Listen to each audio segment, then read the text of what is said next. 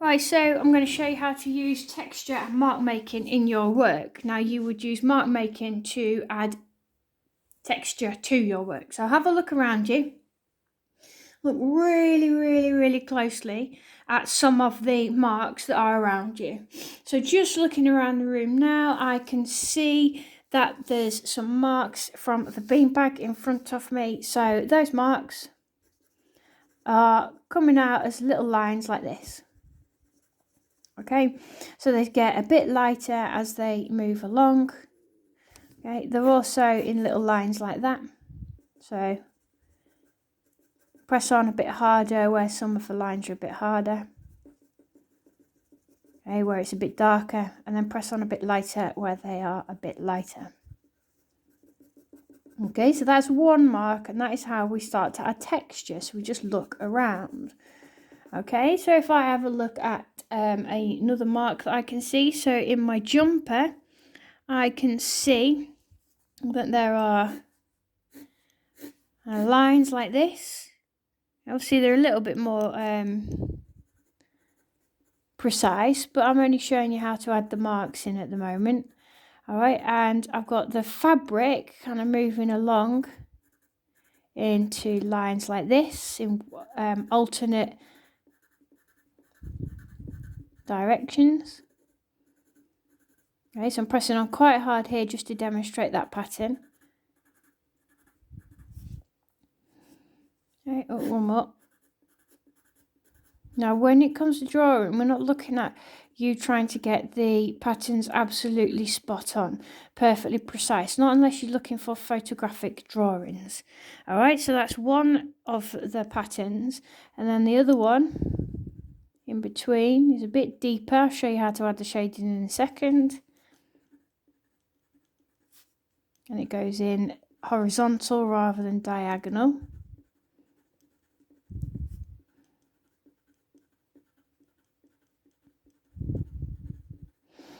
Okay, so all of you've got to try and have a look around you and try to simplify some of the marks and that are around you. You've got to put them into just basic marks. So in front of me, the cat is in its radiator bed, and this mark is quite complicated to draw, but actually it's just a fake sheepskin radiator bed. And if you have a look at it, it's just lots and lots of these shapes. And then when you shade in each shape, right, it's quite rough like that. So we can just put in basic shading like this. Okay, and then we add some darker shading in between. Okay, and that then creates the texture. What makes it even harder is when you've got to try and apply that texture to a bed that's got folds in it. All right, so if we have a little look, I'll show you how we can do that. So there's my cat asleep in his fake sheepskin radiator bed, and I'm going to try and replicate that texture for you. All right, so this is how we're going to add in the mark making. All right, so I'm obviously not going to draw the entire radiator bed whilst I'm here. All right, so what I am going to do is I'm going to draw some of the folds. All right, so I'll draw them a bit bigger. This is not a precise drawing, so don't judge me on this.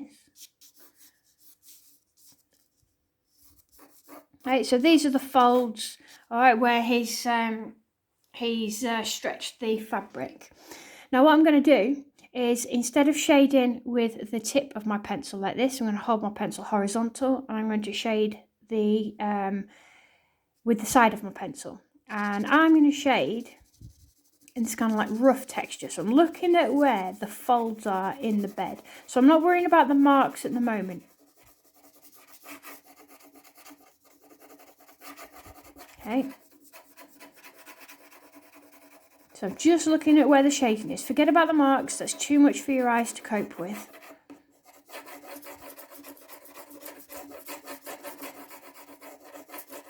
Okay, I'll do the same here.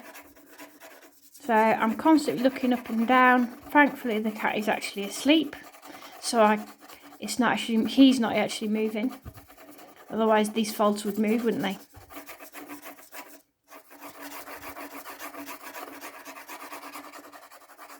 So I'm just getting in the basic shades.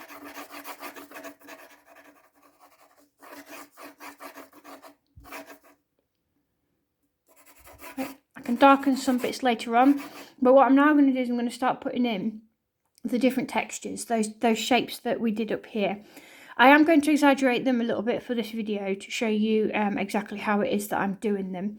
Alright, but instead of drawing the circles this time, what I'm going to do is I'll start here. And you hold my pencil a bit further down because I need a little bit more precision. Okay, and I am just going to start. So where the bed is a bit darker, so where I've just done that darker shading,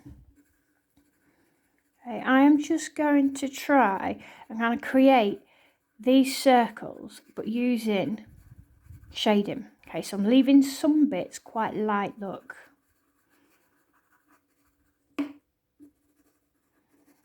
Okay. Now the complication you've got here is the fact that the bed is white, but yet the shading is still quite dark. The pencil is still quite dark. Okay, and I'll show you how we work into that in a minute. Okay, so I'm just going to rush this, otherwise we will be here for quite some time. Now when we start to move over, you'll also notice that as the marks get a little bit lighter, you'll notice that the edges become a little bit less defined. All right, they're a little bit harder to be able to tell the difference between the two. So you want to kind of recreate that, but almost kind of not making where it's light, not making them quite as defined. Okay, so I'll work down a little bit. Now, also here, can you see that this bit is blending into that bit? Don't panic. I'll show you what to do with that in a second.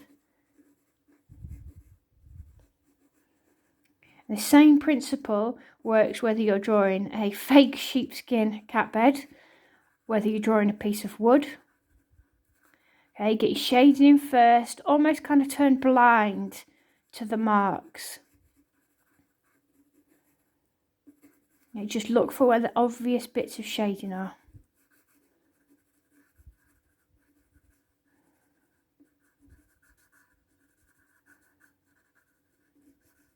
Okay, so let's imagine that we've finished all of that. All right, what I will do now is I'll show you very quickly what we do. Okay, so where it was a bit darker there, can you see, where it's a bit darker here? All we're going to do is start that next one. Can you see I'm kind of making some of the darker bits kind of come in before I start. All right, my next fold, my next bit of the cat bed. I'm just going to kind of recreate that pattern all the way along. It's almost like I'm using just a line.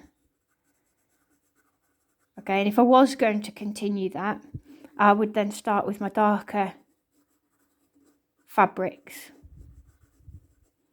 Or my darker textures, just like I did here.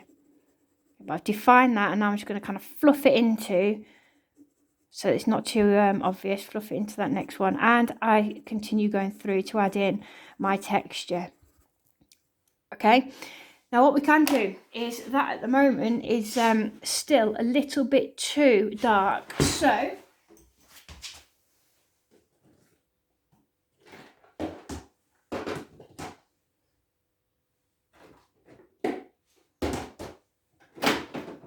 what we're going to do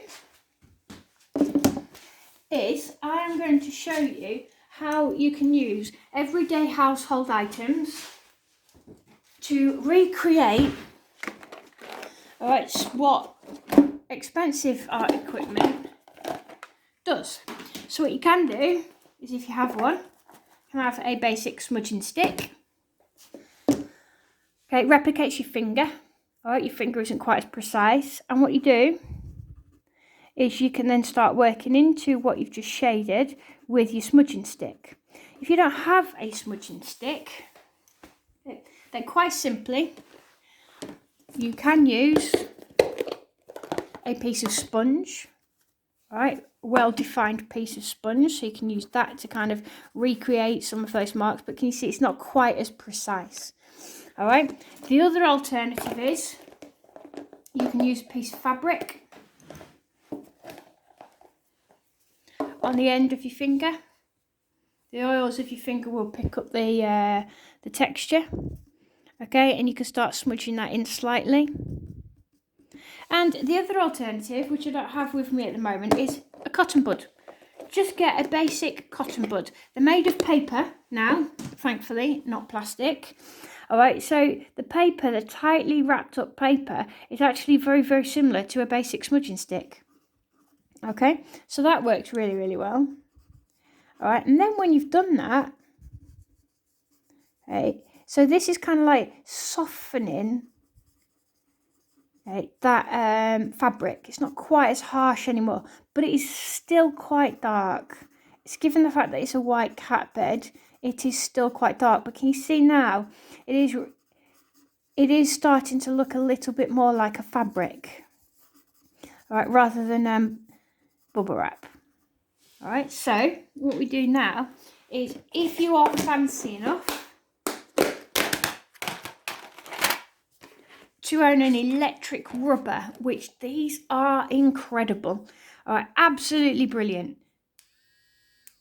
All right, you press a little button, creates an amazing effect, and it rubs out a lot more. All right, you put the rubber in the end, and all you do is you can add to that effect where you're kind of lightening up,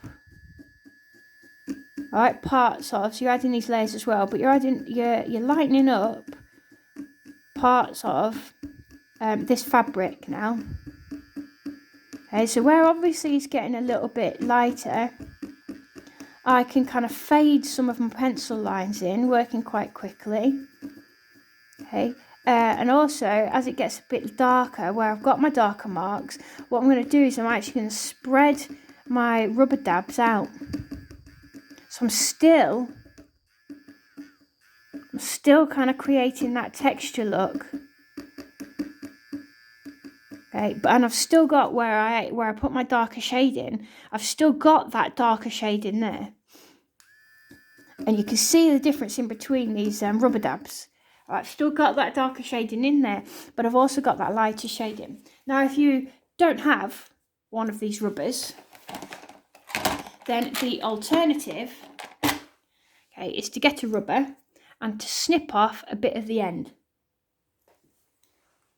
Okay, so rubber, just pull it off, okay, and then you do exactly the same, but this time, okay, you can rub in little circles like that, and it's a little bit more precise. Alternatively, you can use the other end of a pencil where your rubber is. Okay, and then to add into it, if you feel that it needs it somewhere, you can work over the top with your pencil to recreate that texture. Have a go at mark making. Just take it from these simple marks. So first of all, shade it. Then add in your marks where the darker shading is. You press a bit harder, and also get your marks closer together where it's lighter. Make them a bit further apart, and also maybe a bit more blurry, so it's not quite as precise. Then use a rubber to dab into it. Okay, sorry, smudging stick to kind of like soften the harsh marks of the pencil. Then use a rubber to kind of lighten it if it needs to be lightened. And then finish off with your final layer of pencil over the top. Okay, and when it comes to fixing it, so that the pencil doesn't smudge, cheap hairspray will do the job perfectly.